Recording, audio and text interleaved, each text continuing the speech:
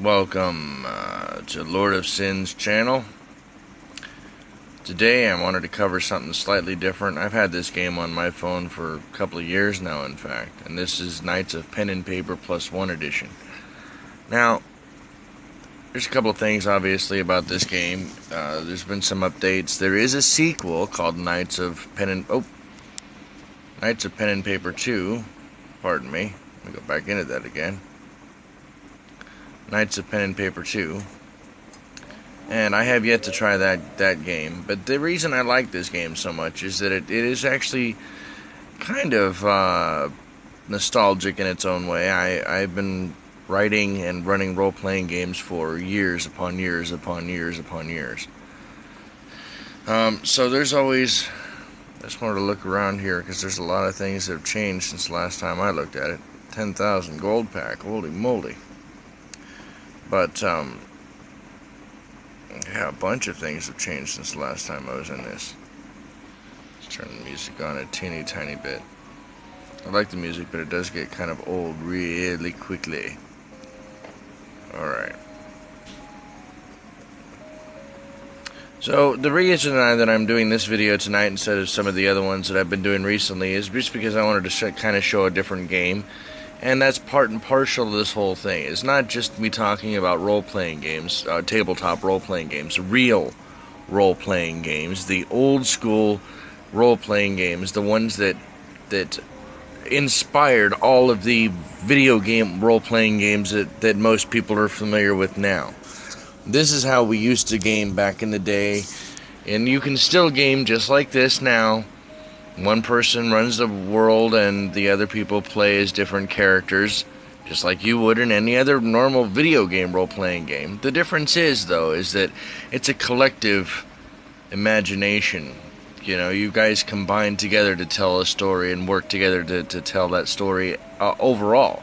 You play your own character, and one person, who is the DM or GM, which stands for Dungeon Master or Game Master, runs the rest of the world and runs all of the NPCs and so forth and so on. And there are various play styles for different genres and anything else. There's so many role-playing games out there, and new are coming out every single month, every single year. The bottom line is that there is a wealth. If you're interested in finding more out about that, by all means, I will talk more in depth about them. But the biggest reason why I'm covering this game today is not because, again, I want to go on a massive diatribe about role-playing games or tabletop role-playing games, but more importantly because I want to... Let me start up this save here. I've already got it kind of going. Is that I wanted to cover a bunch of games that are different. I want to see what other kinds of games out there are available. And really quickly, let me just go through and show you really fast. I'm going to come right back to this. But, I mean, if you look in my games folder, I've got quite a bit of games. And I'll eventually cover some of, if not all of these, in a separate video anyway. Now you've seen a couple of them, and I've run a couple of the newer ones that people have requested. Specifically, the ones in the right next to Free Civ. You've got Driver, Speedboat Paradise, and Truck Simulator City, and Bus Simulator 2015. And I've got several other games that I'm planning on working on. You've already seen some Terraria footage. But the bottom line is that that's just it. I'm going to eventually start doing like Star Traders Elite and Cyber Knights Elite and Star Traders 4X Elite. But I would like to actually get feedback from some of our gamers here, and the people who are actually viewing and responding to these videos, is what kinds of videos are you looking for? What types of games are you looking to hear back from? I would like to honestly, get some feedback from people, and I've gotten some pretty decent stuff where people are paying attention to, they're paying attention per se to the videos, and they've been responding in kind when they watch enough of the video, and I've been leaving these secret things for you to post in the videos themselves, letting me know that you've watched all the way through. That's kind of a good thing. It helps me. to be able to estimate how much people are actually paying attention. I'm not exactly monetizing circumstances at this point, so it is what it is. But the bottom line is that I would like to hear more from people. I know I'm still a growing channel, but there are so many games out there, and there's so many hidden gems, much like this one, which is more popular than that. But some of the other ones that I've already mentioned, or you've already seen in my games folder, are, I would say, a little bit more obscure or hidden gems that most people are not necessarily familiar with. And so, therefore, it kind of works to see if people are interested in and what types of games that they'd like to see. That being the case, there is another thing that I do have to readjust, or at least go over. I know I've had a bunch of people who have asked me why I am only doing Android games right now.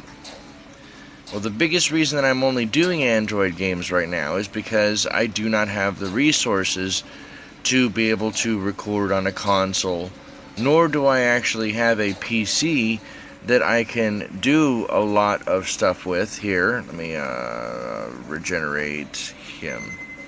That I can... So I don't have really a way to record. I mean, I have a PlayStation 3. I have plenty of games for that PlayStation 3, and a lot of games worth of content, because content is king on YouTube, that I could run.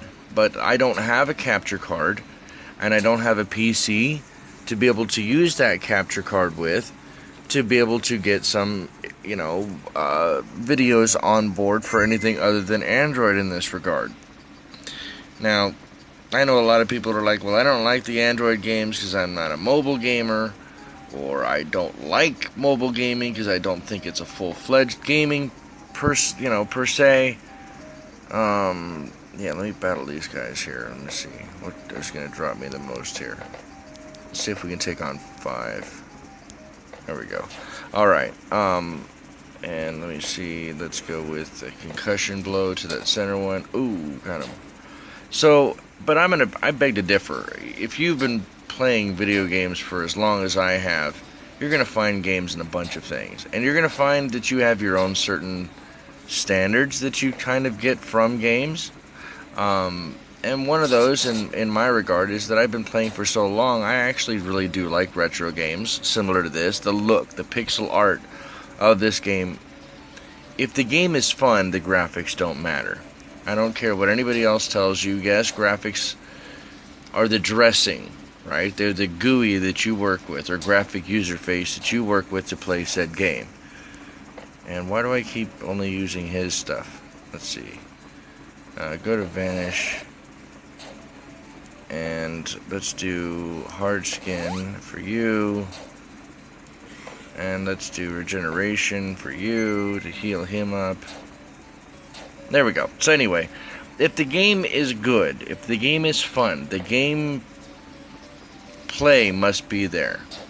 Maybe necessarily the sound or anything else, but if the gameplay is there, if the gameplay is fun, then you're going to enjoy it. And you're going to keep coming back for more.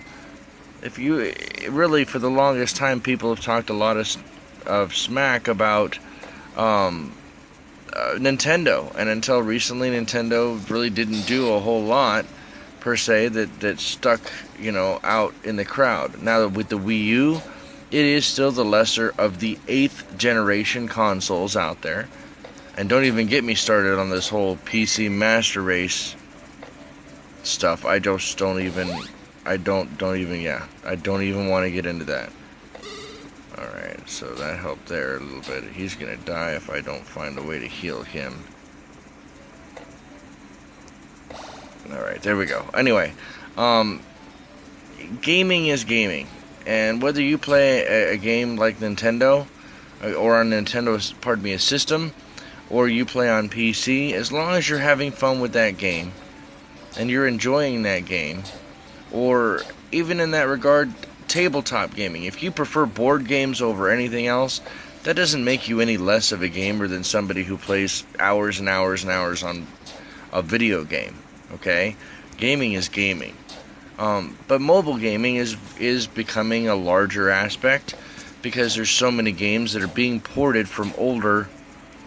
Let's see, Double Strike. This one right here, get rid of him. We've only got one elite rat left to work with, and this other guy is gonna die if I don't do something here. Let's cleave him really fast, and let's do regeneration again on him. All right. If you don't enjoy the game, you're not gonna have as much fun. I mean, that's really what it boils down to. And I don't even know where I was going with this tangent, but the long run is this. Mobile gaming is still gaming. I don't care what anybody else tells you or what they're going to say. Mobile gaming is still gaming. There's a lot of PC ports that are being brought over from older PC games. There are smaller console games that are being ported over. As a matter of fact, just the other day I was looking through the Google Play Store, and the game that's currently in there is the first Tomb Raider game. You can actually play that on your tablet or on your smartphone, like I'm currently playing here. You can play it. Now, granted, the graphics are a little downplayed, and from what I understand, it does indeed have Mocha control, but you can play it. So what kinds of games would you guys like to see me cover? I mean, there's a lot of games available in the Google Play Store. There are a lot of games available that I know that I would like to play and that I'm going to showcase eventually, but I'd like to hear from you. So I'm going to end this video right here and just ask fans, put a hashtag Gamer's Choice if you've watched all the way this far into the video, and suggest me a game on Android that you'd like to see. Hopefully the graphics are not so high, or like they did with Driver Speedboat Paradise, where it lags it down a little bit. But I'm still interested and would like to hear more from you. Until then, remember the hashtag. If you've watched this far, please like, subscribe, and share, and I'll see you next time. This is Lord of Sin out.